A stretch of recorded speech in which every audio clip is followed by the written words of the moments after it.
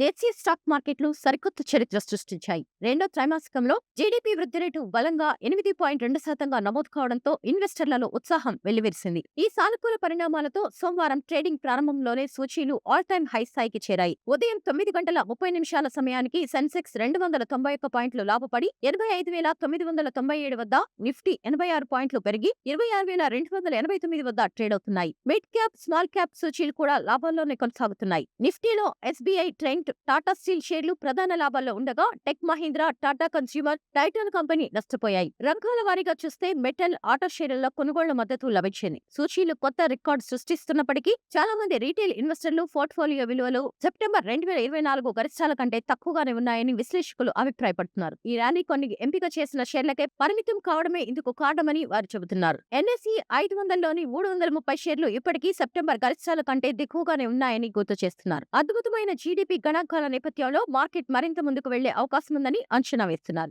ఆర్థిక వ్యవస్థ బలంగా ఉన్నందున శుక్రవారం జరిగే ఆర్బీఐ ద్రవ్య పరపతి విధాన సమావేశంలో వడ్డీ రేట్లలో కోత ఉండకపోవచ్చని భావిస్తున్నారు. నవంబర్ 28న విదేశీ ఇన్వెస్టర్లు 3,672 కోట్లు అమ్మగా, దేశీయ ఇన్వెస్టర్లు 3,993 కోట్ల విలువైన షేర్లను కొనుగోలు చేశారు.